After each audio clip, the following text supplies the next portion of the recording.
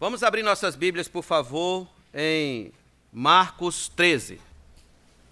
Hoje nós retornaremos à exposição de Marcos.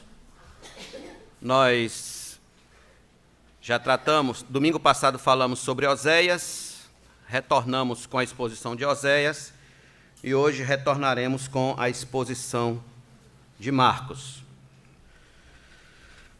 Quando Jesus estava saindo do templo, um dos seus discípulos lhe disse: Mestre, que pedras, que construções! Mas Jesus respondeu: Você está vendo estas grandes construções? Não ficará aqui pedra sobre pedra. Curve sua fronte, feche seus olhos e ore comigo mais uma vez. Querido Deus, graças te damos por tua palavra, pois sabemos que ela é poderosa, que teu Espírito Santo age poderosamente por meio da tua palavra, e nós te damos graças, Senhor, pois sabemos que tu não se deixas sem testemunho ao teu povo. Te peço que nessa noite o Senhor fale aos nossos corações, fale ao meu coração e ao coração dos meus irmãos. Que o Senhor nos edifique, nos confronte, que o Senhor nos console, nos conforte, nos desafie, nos coloque em posições, ó Deus, onde possamos viver para Ti e Te adorar em espírito e em verdade. Onde nossa vida possa, de fato, refletir a Tua vontade. Refletir, ó Deus, a verdade da Tua palavra em todos os quadrantes da nossa existência. Em nome de Jesus, gratos pela ação poderosa do Teu Espírito Santo em nós. Todos nós digamos amém. O texto que acabamos de ler é a introdução de todo o capítulo 13 do Evangelho de Marcos. O capítulo 13 faz parte de uma seção maior que inicia no capítulo 11 com a entrada triunfal de Jesus em Jerusalém e termina com as profecias sobre a destruição de Jerusalém e a segunda vinda do Filho do Homem, o qual é o próprio Jesus. O capítulo 13 se divide em 3 grandes seções, onde na primeira nosso Senhor fala sobre a profecia de destruição, que vai dos versos 5 ao verso de número 23. Na segunda ele fala sobre a sua volta e a reunião dos eleitos, dos seus escolhidos, vai do versículo 24 a 27. E, por fim, ele fala sobre a necessidade de vigilância, que vai do versículo 8 até o último versículo do capítulo 13. Aliás, o grande propósito do capítulo 13 não é tratar de datas dos grandes eventos cataclísmicos que sobrevirão a este mundo no fim dos tempos. O grande propósito do capítulo 13 de Marcos, bem como o 24 de Mateus e assim o paralelo ao de Lucas, é o de preparar os discípulos, mantê-los vigilantes, alertas, acordados, esperando o grande dia da segunda vinda de Cristo a esta terra. No capítulo 12, vocês lembram, Jesus estava ensinando publicamente as multidões. Porém, a partir de agora, ele tomará outro caminho. E no capítulo 13, ele ensinará de um modo mais particularizado aos discípulos. Daqui para frente, nosso Senhor tem por objetivo deixá-los cientes do que vai acontecer com o templo, com a cidade de Jerusalém e, por fim, com este mundo todo quando ele retornar a esta terra. Preste atenção nisso aqui para você entender o que nosso Senhor está tentando transmitir com essa mensagem de juízo no capítulo 13. Havia muita pompa religiosa nos dias de Jesus. O templo era o símbolo máximo da grandeza religiosa da época. Quem olhasse para o templo jamais imaginaria que todo aquele grandioso empreendimento seria destruído abalado algum dia. Todavia, como já vimos em mensagens anteriores na exposição de Marcos, o templo foi transformado num covil de ladrões, num covil de bandidos, onde falsos religiosos se valiam das necessidades espirituais do povo para se locupletar corruptamente, de um modo corrupto, agindo sem qualquer reserva de honestidade moral. Suas práticas religiosas cheiravam mal às narinas de Deus. O templo, ele perdeu o sentido de ser um lugar de encontro com Deus e passou a ser um lugar de profunda sujeira moral e espiritual. Os falsos religiosos da época não se constrangiam em nada de usar o nome de Deus em vão para abusar política e financeiramente dos que iam até lá em busca de socorro espiritual. E tudo isso, para piorar, era mascarado, camuflado, escondido por trás da bela fachada do templo.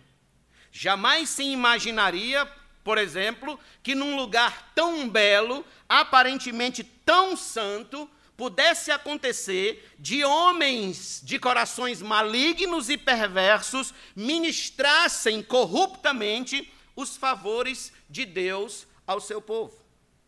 Entretanto, era isso, exatamente isso que estava acontecendo. Tais homens usavam de todo o aparato religioso que eles podiam ter em mãos para reger as vidas dos homens à sua volta. Usavam de toda a glória que o templo e as tradições podiam lhes dar para traçar o destino daqueles que atravessassem seus caminhos. Basta ver que eles já há muito tempo vêm tramando um meio de pegar Jesus, de destruir Jesus, porque Jesus estava exatamente entrando no caminho deles.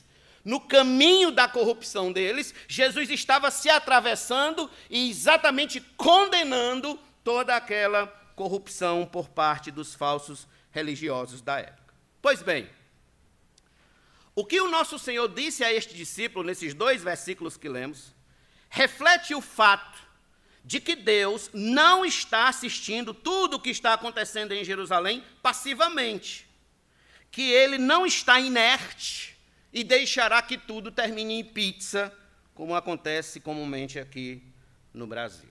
Não. 1000 vezes não. Por um instante, Jesus faz aquele discípulo olhar para o futuro, ver o futuro, diz o que vai acontecer a toda aquela glória do templo, aquela pompa do templo, e o alerta de que o pior está por vir mais cedo ou mais tarde. Para melhor entendimento do que temos aqui, permita-me extrair e trazer para vocês 2 princípios importantes que devem ser destacados, pinçados, nessa introdução do capítulo 13 do Evangelho de Marcos. Primeiro lugar, o primeiro princípio é que o templo é admirável, mas não é eterno. O templo é admirável, mas não é eterno. E aí eu quero chamar a sua atenção de volta comigo, por favor, a Marcos, capítulo número 13. Veja comigo o versículo número 1. Quando Jesus estava saindo do templo, alguns estudiosos dizem que esse sair aqui é exatamente um sair para nunca mais voltar.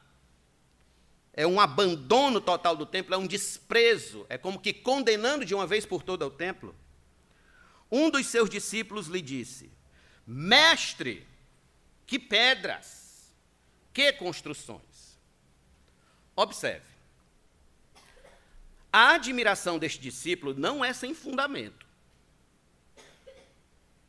De fato, o templo era de uma grandeza e de uma beleza esplêndida. Poucas construções da época se comparavam ao templo de Jerusalém. As grandes pedras que ele cita aqui são pedras que chegavam a medir 12 metros de comprimento, 4 metros de largura e 3 metros de altura. Quem trabalha com construção aqui tem uma ideia do que eu estou falando. Tinham pedras dessa construção do templo que chegavam a pesar cerca de 600 toneladas. Ou seja, eram pedras enormes, impressionáveis a olhos nus.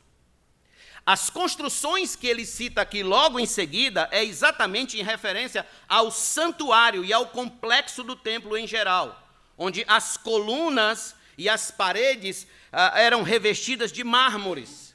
A fachada superior e o teto do santuário, todos eram revestidos de ouro. Ouro. Era uma construção de abismar a qualquer um. Flávio Josefo, o historiador judeu, disse que do alto do Monte das Oliveiras, a brancura das pedras, os adornos de ouro e a cobertura do santuário revestido de ouro faziam com que o monte do templo parecesse um monte coberto de neve e causavam ofuscamento. Havia um dito rabínico que afirmava o seguinte, abre aspas, nossos rabinos ensinaram, aquele que não viu o templo em toda a sua construção, nunca viu uma gloriosa construção. Fecha aspas. Os estudiosos elegeram as 7 maravilhas do mundo antigo, por serem grandiosas construções para a época. São elas, a grande pirâmide de Gizé, o mausoléu de Alicarnasso, o templo de Artemis, a estátua de Zeus, o Colosso de Rhodes, o farol de Alexandria e os jardins suspensos da Babilônia. Abre parênteses aqui, alguns dizem que nem existiu, alguns consideram que nem existiu, fecha parênteses. No mundo moderno, as 7 maravilhas do mundo moderno que foram escolhidas são a Grande Muralha da China, Cristo Redentor no Rio de Janeiro, Machu Picchu no Peru, Chichén Itzá no México, Coliseu na Itália, Petra na Jordânia e o Taj Mahal na Índia. Veja bem, o Templo de Jerusalém não ficava atrás de nenhuma das 7 maravilhas do mundo antigo. E podemos dizer, nem do mundo moderno. Era algo tremendamente impressionante, profundamente admirável, de uma beleza estonteante. Todavia, vamos em busca do que está por trás dessa admiração do discípulo. O que está por trás da admiração do discípulo, e Jesus percebe no ar, Jesus percebe de pronto, é que ele está atribuindo certa eternidade, certa indestrutibilidade a uma construção meramente humana. Algo efêmero, passageiro, que tem prazo de validade. E isso é um problema. Por que que é um problema? Porque quando a gente atribui eternidade ao que é humano por causa de sua grandeza, por causa de sua beleza e por causa de sua imponência, estamos de algum modo tentando nos equiparar a Deus em sua majestade e poder, como que dizendo, nem Deus pode destruir tamanhas pedras, nem Deus pode destruir tamanhas construções.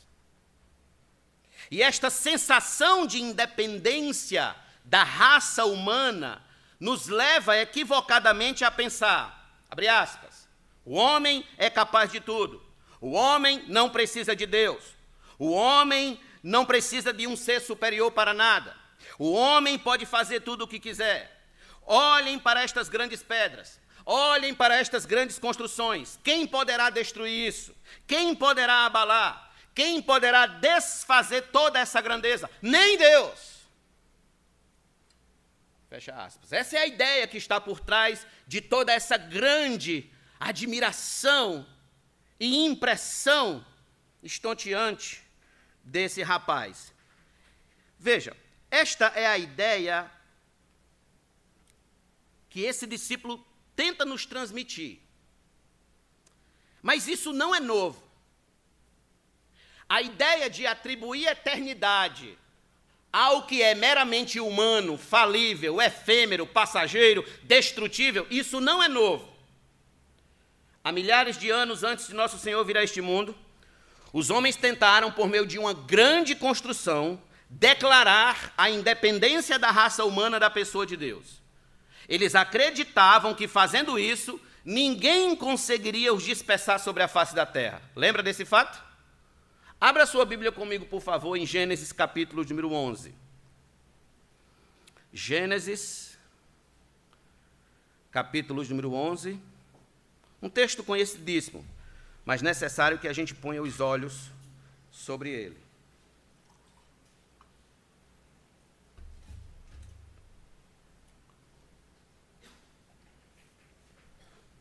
Versículo número 1.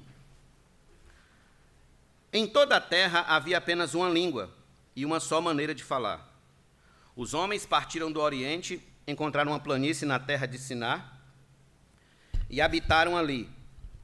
E disseram uns aos outros: venham, vamos fazer tijolos e queimá-los bem. Os tijolos lhes serviram de pedra e o betume de argamassa. Disseram: venham, vamos construir uma cidade e uma torre cujo topo chegue até os céus. E tornemos célebre o nosso nome, para que não sejamos espalhados por toda a terra. Então o Senhor desceu para ver a cidade e a torre que os filhos do homem estavam construindo, e o Senhor disse: eis que o povo é um e todos têm a mesma língua. Isto é apenas o começo. Agora não haverá restrição para tudo o que planejam fazer. Venham, vamos descer e confundir a língua que eles falam, para que um não entenda o que o outro está dizendo. Assim o Senhor os dispersou dali pela superfície da terra e pararam de edificar a cidade. Veja, eles acreditaram que por meio de uma construção de pedras, eles se tornariam independentes de Deus. Se tornariam, na verdade, iguais a Deus. Esse foi o grande desejo do homem desde Gênesis capítulo 3, quando a serpente fez a proposta dizendo: se você comer, você vai ser igual a Deus. Então aqui os homens estão exatamente querendo ser igual a Deus, mas dessa vez não mais comendo um fruto, mas sim construindo, fazendo uma grande construção. Acreditaram que jamais o Altíssimo teria como incomodá-los no alto de sua torre, que Deus não os alcançaria ali para os dispersar sobre a face da terra, e isso foi um ledo engano. Vocês devem lembrar também da famosa frase atribuída ao dono do Titanic, quando diante da grandeza do navio ele disse: nem Deus afunda o Titanic. Nem Deus. E vocês sabem qual foi o resultado. Vocês sabem qual é atualmente o edifício mais alto do mundo? É o Burj Khalifa, exatamente, localizado em Dubai. Para quem não sabe, ele tem 828 metros de altura e tem 160 andares. Dizem que ir a Dubai e não subir ao topo do Burj Khalifa é mesmo que não ir. Os visitantes se acotovelam para subir ao topo do edifício. Aí eu pergunto, mas por que somos tão impressionáveis com edifícios altos, com grandes construções, com grandes eventos, com multidões, grandiosos estádios? Por que tem pessoas que vão ao aeroporto só para ficar olhando os aviões, admirando a grandeza e a beleza dos aviões, os foguetes? Por que isso tanto nos impressiona?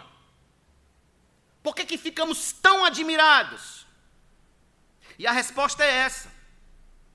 Porque, de fato, somos tendenciosos a pensar que as grandes construções humanas são investidas de certa eternidade, onde a imponência e o glamour nos cegam para a temporalidade dessas obras, nos induzindo a acreditar que nem Deus destrói tal empreendimento. Isso nos ilude com a terrível ideia de que podemos ser independentes de Deus, de que podemos viver a parte de Deus, de que podemos declarar que não precisamos de Deus. Olha o que o homem construiu. Veja o que temos construído. Veja o que temos levantado. Somos capazes de nos virar sozinhos. Nós temos a força. Nós temos a força. Fato, meus irmãos, é que de um modo particular, todos nós somos culpados dessa sensação de ser independentes da pessoa de Deus. Basta estar com a saúde em perfeito estado.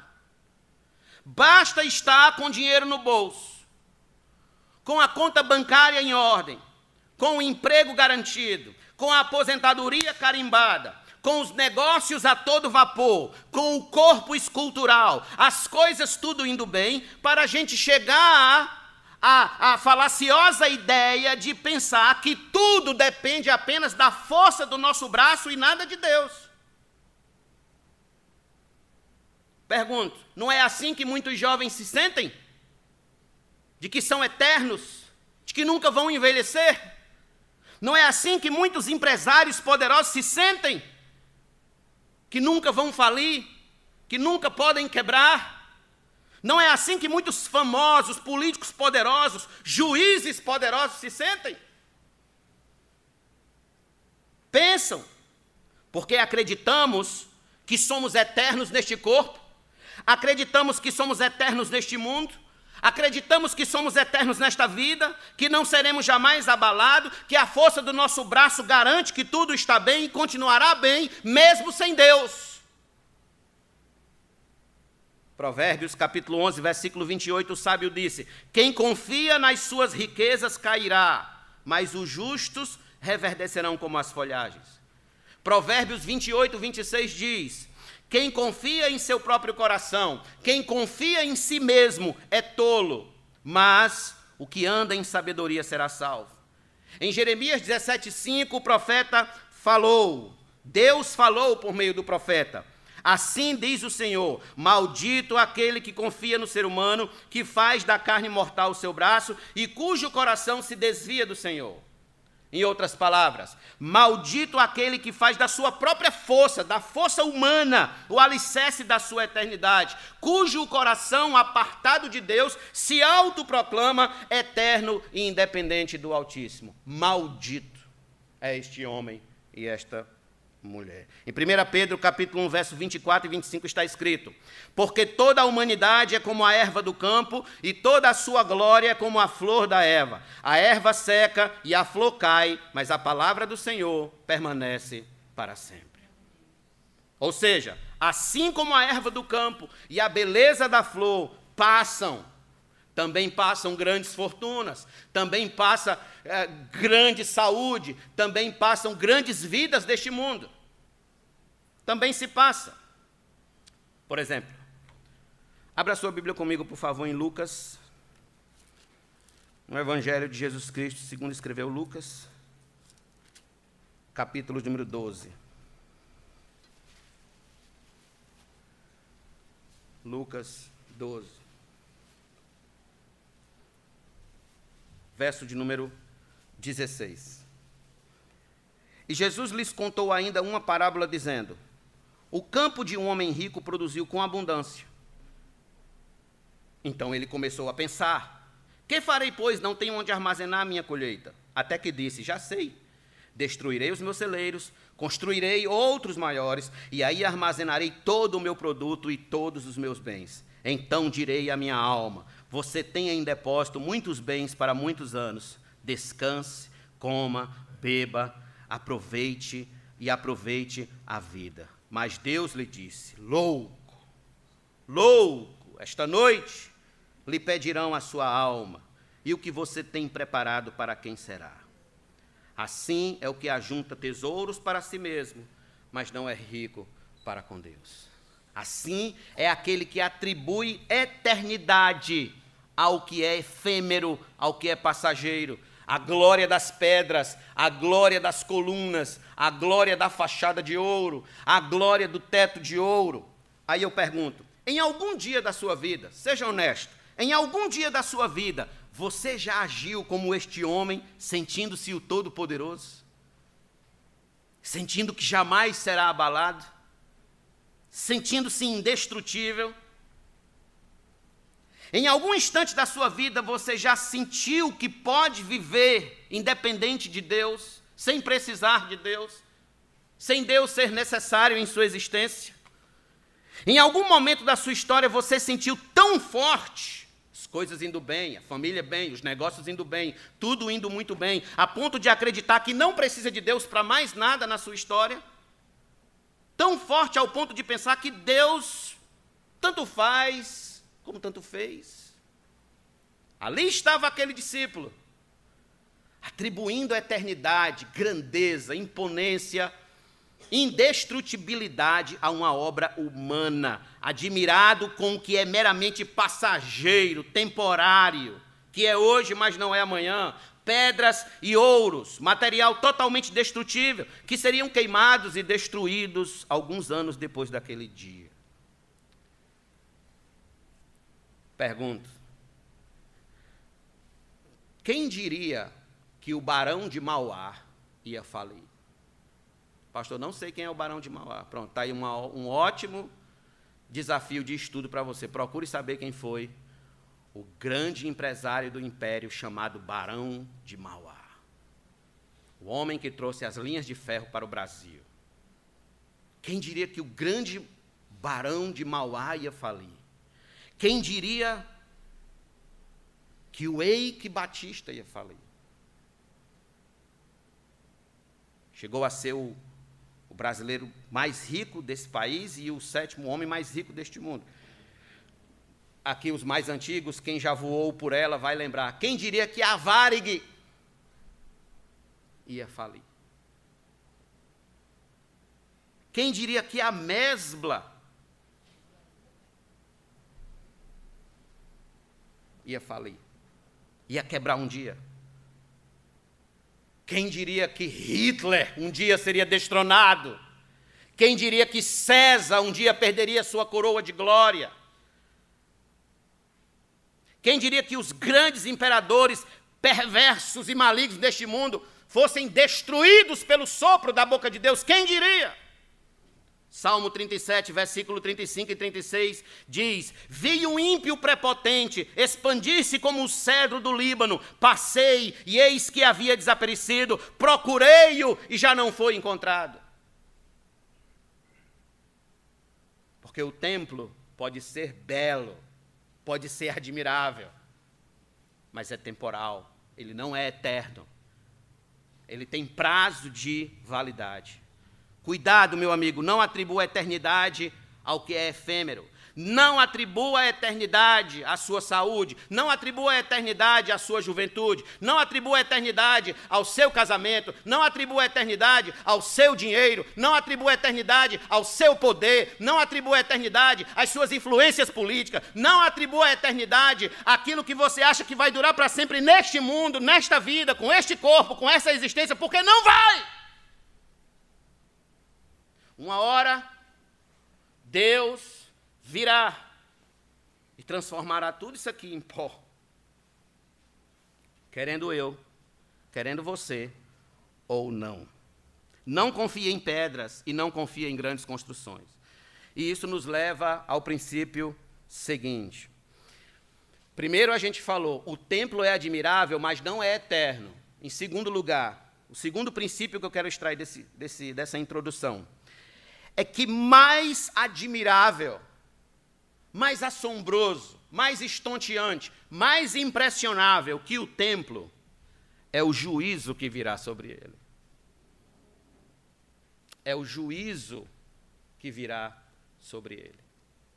Eu sei que esse texto aqui você não encontra em caixinhas de promessa na segunda-feira de manhã, mas ele está nas Escrituras e nós precisamos encará-lo de frente. Nós precisamos degustá-lo. Nós precisamos ouvir sobre ele. Ele talvez não vá massagear o nosso ego, mas vai nos livrar de grandes problemas na eternidade. Volte comigo a Marcos 2, 13, verso de número 2, por favor. Mas Jesus respondeu: você está vendo estas grandes construções? Não ficará aqui pedra sobre pedra que não seja derrubada. O que nosso Senhor quer dizer com isso? Observe. Esse já era o terceiro templo construído em Jerusalém.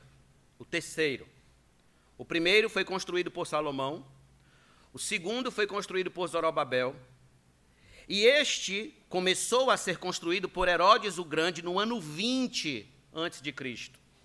E só foi concluído no ano 65 depois de Cristo. Esse templo era um presente de Herodes para os seus súditos judeus. Talvez aquele discípulo esperasse de Jesus uma resposta em tom semelhante, de admiração. Olha, mestre, que grandes pedras, que grandes construções. Talvez ele esperasse que Jesus dissesse: aleluia, glória a Deus, amém. Veja só que grandes pedras, que grandes construções. Olha o que a raça humana é capaz de fazer, olha o que nós somos capazes de fazer como homem. No entanto, nada disso impressionava Jesus. Algumas razões. Primeiro, ele sabia que nada daquilo era eterno, que nada daquilo subsistiria para todo sempre. E segundo, que apesar de toda aquela grandeza, de toda aquela imponência, nada mais daquilo estava servindo aos propósitos de Deus. Vocês lembram da figueira infrutífera? De quando Jesus amaldiçoou aquela figueira infrutífera? Ela estava de pé, ela era bonita, estava frondosa. Porém, ela não estava mais funcionando com o propósito para o qual foi criada. Ela estava de pé, bonita, frondosa, mas enganando quem passava. Assim era o templo. O templo estava lá de pé, o templo estava bonito, mas estava enganando quem passava por ele. Estava enganando quem ia lá no templo em busca de ajuda espiritual. A situação estava tão apodrecida espiritualmente em Jerusalém, a claque religiosa da época estava tão corrompida, que nem mesmo as pedras escapariam do terrível juízo que Deus enviaria sobre aquele lugar. E fato é que no ano 70 depois de Cristo, o general Tito invadiu Jerusalém e destruiu o templo com o exército romano. Aliás, não apenas o templo, mas o templo e toda a cidade. Para vocês terem uma ideia de como a coisa foi feia, veja só como Flávio Josefo, o historiador, ele registrou a situação em que ficou o templo e a cidade. Ouça, abre aspas. César ordenou que toda a cidade e o templo fossem derrubados ao solo. Todo o restante do muro que cercava a cidade foi tão completamente destruído e arrasado a ponto de fazer com que futuros visitantes ao local não conseguissem acreditar que o local foi um dia habitado. Fecha aspas.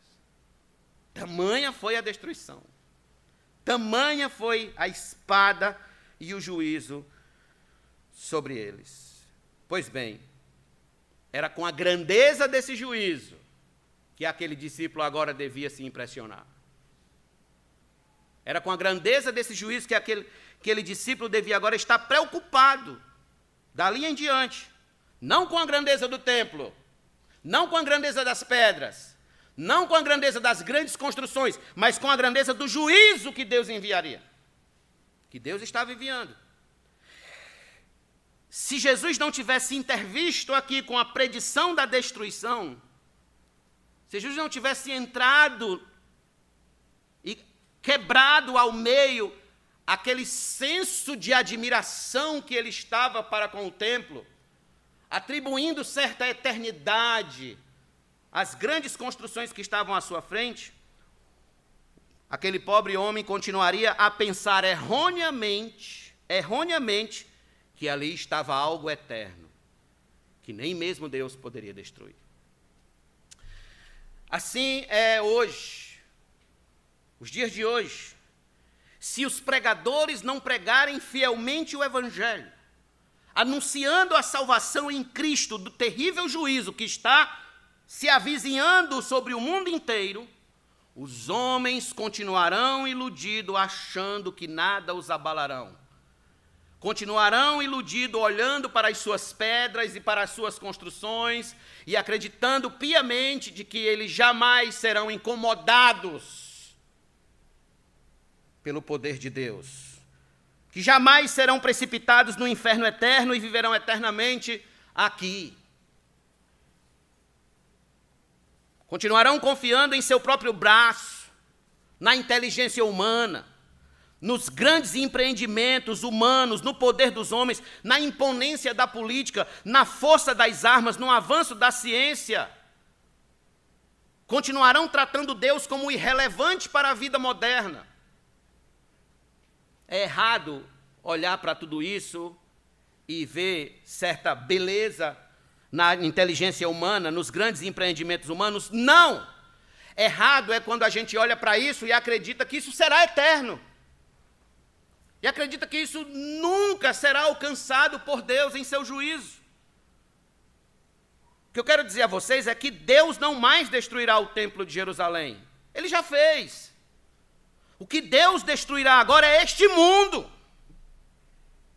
com seu sistema maligno de governo, seus projetos iníquos de poder corrompidos, suas organizações incrédulas e mentirosas, falsas. Porque assim como o templo esqueceu do propósito para o qual fora erguido, assim este mundo, na pessoa de seus habitantes, e quando a gente fala mundo, a gente está falando de pessoas. Eu, você e todo o restante de habitantes desse planeta. Isso é que compõe, de fato, o mundo e seu sistema de existência. O mundo também esqueceu do para que fora criado e se rebelou contra seu Criador. E tem se rebelado diariamente contra o Filho de Deus, contra Jesus Cristo. Ora, se Deus destruiu o templo, onde sacrifícios eram apresentados em seu nome, onde João Batista foi apresentado, onde Jesus foi apresentado, onde homens santos como Zacarias ministraram, se o templo foi destruído, eu pergunto, o que dizer deste mundo? O que dizer deste mundo? Muito mais ele o fará com este mundo, que o despreza, zomba de suas leis, zomba de seus pregadores, rejeita seus estatutos, despreza o seu povo e vive com toda sorte de imoralidades para cima e para baixo. Irmãos, aprendamos isso de uma vez por todas, que mais admirável que a grandeza deste mundo, as belezas deste mundo, construída pelas mãos dos homens, é o juízo que virá sobre ele. O juízo que virá sobre tudo isso aqui. Nem as pedras escaparão. Nem as pedras. Por causa do pecado da nossa raça. Por causa do maldito pecado da nossa raça. No Salmo 96, versículo 12 e 13, o salmista disse: alegre-se o campo e tudo o que nele há, cantem de alegria todas as árvores do bosque, na presença do Senhor, porque vem julgar a terra, julgará o mundo com justiça e os povos de acordo com a sua fidelidade. Em Eclesiastes capítulo 3, verso 17 está escrito: então eu disse a mim mesmo, Deus julgará o justo e o ímpio, porque há um tempo para todo o propósito e para toda obra. A segunda carta de Pedro, capítulo de número 3, versículo 9 e 10, está escrito: o Senhor não retarda a sua promessa, ainda que alguns a julguem demorada. Pelo contrário, Ele é paciente com vocês, não querendo que ninguém pereça, mas que todos cheguem ao arrependimento. Porém, olha o que Pedro diz: o dia do Senhor virá como um ladrão. Naquele dia os céus passarão com grande estrondo, e os elementos se desfarão pelo fogo. Também a terra e as obras que nela existem desaparecerão.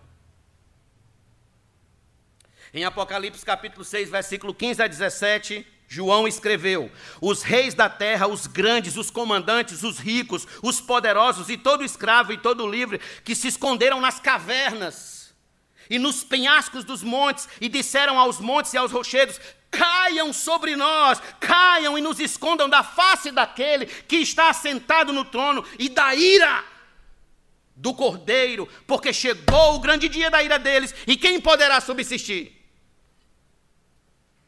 Chegou o grande dia da ira deles.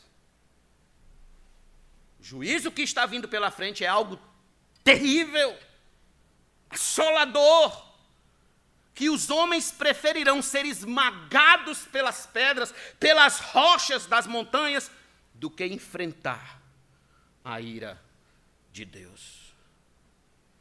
Permita-me trazer mais uma grande advertência das Escrituras para cada um de nós que está aqui hoje à noite. Abra sua Bíblia comigo, por favor, em Hebreus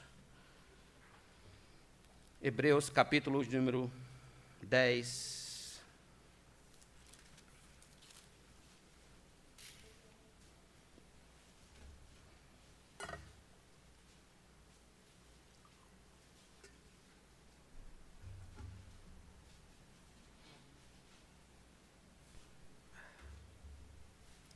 Verso de número 24 a 27. Cuidemos também de nos animar uns aos outros no amor e na prática de boas obras. Não deixemos de nos congregar, como é costume de alguns. Pelo contrário, façamos admoestações, ainda mais agora que vocês veem que o dia se aproxima. O dia aí está com D maiúsculo. Grife esse dia aí, que é exatamente referência ao dia do juízo. Porque se continuarmos a pecar de propósito, depois de termos recebido o conhecimento da verdade, já não resta sacrifício pelos pecados. Pelo contrário, resta apenas uma terrível expectativa de juízo e fogo vingador prestes a consumir os adversários. Que texto forte, irmãos. Que texto sério. O autor aos Hebreus está dizendo que quem brinca com Deus, despreza seus valores eternos e rejeita a vontade dele, não lhes restará mais nenhuma oportunidade de salvação quando o dia chegar, apenas juízo. Ou seja, como conhecedor da verdade, alguém que conhece a verdade, eu não posso brincar de servir a Deus. Não posso brincar de servir a Deus. É muita coragem da gente, irmãos, querer brincar de servir a Deus. Como dizia minha avó, levar Deus a pagode. É muita coragem da nossa parte, é muito atrevimento nosso.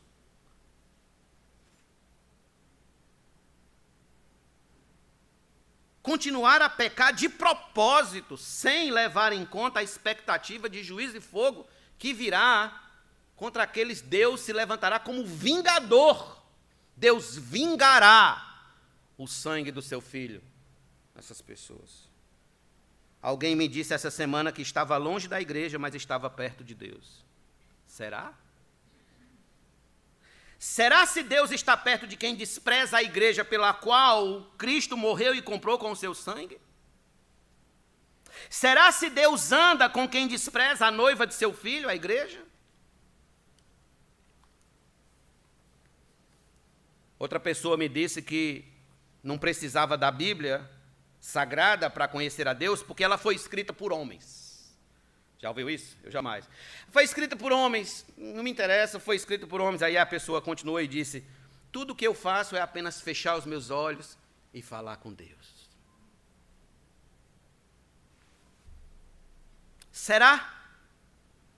Será mesmo se Deus convive tão pacificamente com quem despreza a sua palavra? Com quem despreza o Evangelho, com quem despreza as Escrituras? Será mesmo que Deus salva aqueles que preferem confiar nas tradições humanas, preferem confiar no misticismo humano, do que confiar nos mandamentos divinos revelados aqui? Será mesmo? Será mesmo que Deus, meus irmãos, está inerte, passivo, quanto aos que ouvem o Evangelho, mas não se rendem a Cristo? Será mesmo? Que não recebem como seu Senhor e Salvador? Não sobrará pedra sobre pedra. Foi o que disse Jesus. Se isso aconteceu com o templo, o que você acha que vai acontecer com sua vida? Se você desconsiderar Deus, como aqueles falsos religiosos da época o estavam desconsiderando. Olhemos para esse mundo. Vamos olhar para esse mundo por um instante. Veja como Deus é zombado, ridicularizado diariamente nas ruas, nas redes sociais, nos telejornais, nas literaturas, nas leis aprovadas nos congressos. E por aí se vai. Por todos os lados Deus é desprezado, por todos os lados Deus é rejeitado, por todos os lados Deus é abandonado, Deus é achincalhado. Todavia, digo a vocês, lastimável, profundamente lastimável, será o estado daqueles que estarão na posição de inimigos de Deus quando Ele vier julgar este mundo e destruir seus inimigos um a um. Lastimável, sofrível. Neste dia, eu não vou querer estar entre os que sofrerão o juízo vingador de Deus. Não vou querer participar da fileira daqueles contra quem Deus sairá a guerrear. Não vou querer participar. E como nós vimos lá em Apocalipse capítulo 6, essa fileira dos inimigos de Deus, a reis, imperadores, ricos, gente poderosa para tentar guerrear contra Deus. Não quero estar com esse povo no dia que Deus fender os céus e descer para guerrear contra os seus inimigos. Não quero estar. E eu pergunto, e você, qual posição vai querer ocupar naquele dia? No dia que Deus descer dos céus para vingar o sangue de seu filho, pergunto, você vai querer estar ao lado de Deus ou contra Deus? Pastor, como escapar do terrível juízo que se avizinha cada dia mais? Como eu posso escapar desse juízo? Preste atenção. O templo era o lugar onde os homens iam sacrificar animais para buscar o perdão de Deus e, com isso, escapar da ira de Deus. Todavia, isso não é mais necessário. O templo não existe mais. O templo não é mais o endereço onde você pode escapar da ira de Deus. Aliás, o templo não foi apenas destruído. O templo também foi substituído. Deus substituiu o templo. Logo, a gente não precisa mais ir a Jerusalém para encontrar Deus. A gente precisa ir a Cristo. Cristo. Nos refugiar em Cristo, buscar socorro no sangue de Cristo. Por isso que na reforma levantou-se o princípio e defendeu-se até o fim. Solos Cristos. Somente Cristo. Somente através de Cristo o homem pode escapar da ira de Deus. O homem pode escapar do inferno eterno. O homem pode escapar do que está por vir à frente. O único lugar onde a gente recebe o perdão de Deus não é mais o templo de Jerusalém, é em Cristo Jesus. Por isso que em João 3,16 está escrito, porque Deus amou ao mundo de tal maneira que deu o seu Filho unigênito, para que todo o que nele crê não pereça, mas tenha a vida eterna. Ou seja, quem crê em Jesus não sofrerá os danos do juízo profetizado e anunciado. Em João capítulo 5, 24, Jesus também disse, em verdade lhe digo, quem ouve a minha palavra e crê naquele que me enviou tem a vida eterna. Não entra em juízo, mas passou da morte para a vida. Em João 14, 6, ele disse, que eu sou o caminho, a verdade e a vida, e ninguém vem ao Pai a não ser por mim.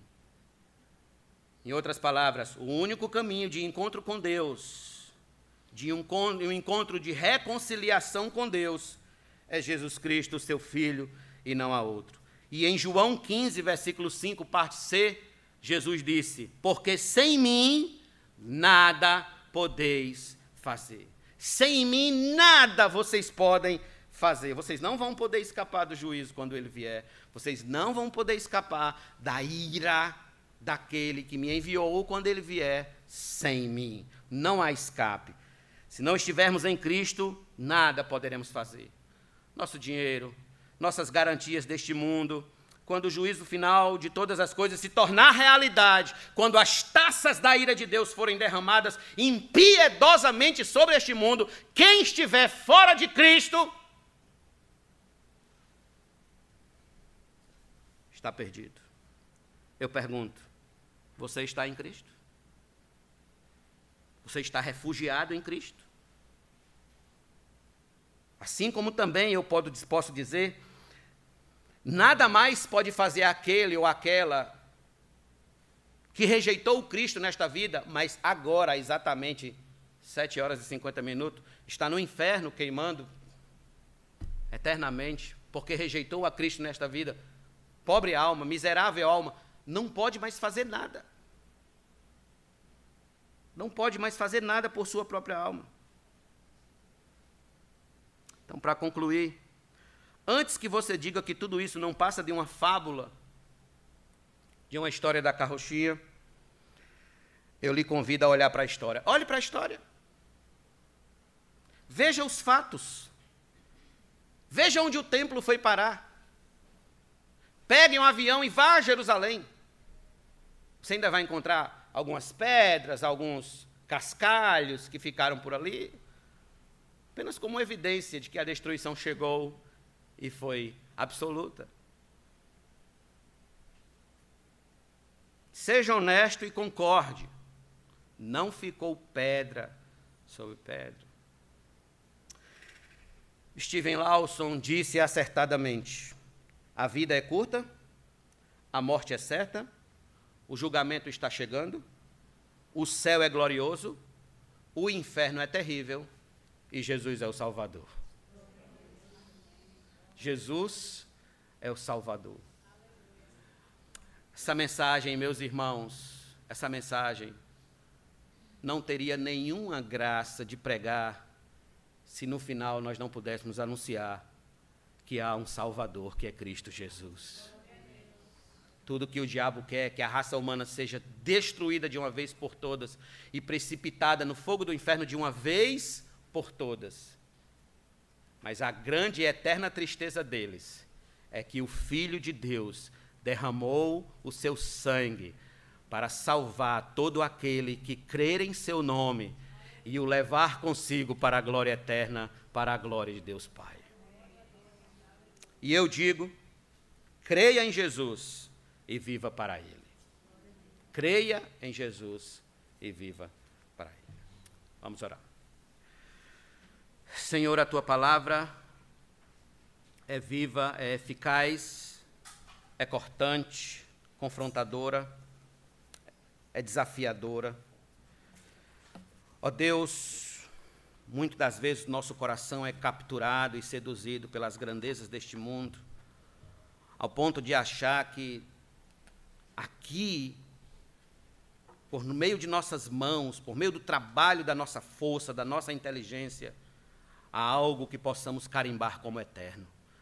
Porém sabemos, ó Senhor, que tudo isso um dia será destruído pelo furor da Tua ira, de que o Senhor há de vingar o sangue do Teu Filho neste mundo, de que o Senhor há de vingar a Tua própria glória, a qual, ó Deus, foi achincalhada por causa do pecado da nossa raça em Gênesis 3.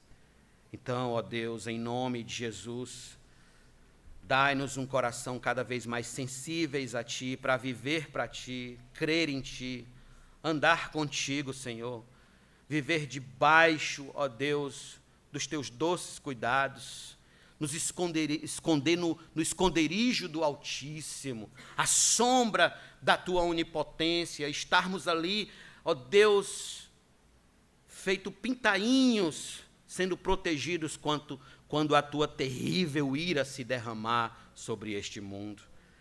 Eu Te peço, Deus, salva homens em nosso tempo, em nossa geração, salva homens, salva mulheres, abre o coração, ó Deus, desses homens e dessas mulheres para se render aos Teus pés, para render-se diante da Tua face, ó Deus, e reconhecer Jesus Cristo como o único e suficiente Salvador, aquele o qual morreu para nos livrar dessa terrível condenação eterna. Ó Deus Santo, por Tuas misericórdias, Ajuda-nos a colocar a tua palavra em prática, a não vivermos admirados com o Burj Khalifa, a não vivermos admirados com a grandeza do Cristo Redentor, a não vivermos admirados, ó Deus, com as 7 maravilhas deste mundo, não, mas assim viver ocupados com a nossa mente em te servir e te adorar em espírito e em verdade, sabendo que grande juízo se avizinha sobre aqueles que te rejeitam. Em nome de Jesus, Pai, eu te peço por mim e por todos que estão aqui ouvindo a tua palavra. Dai-nos um coração piedoso e temente ao teu nome. Em nome de Jesus nós te agradecemos, todos nós digamos amém.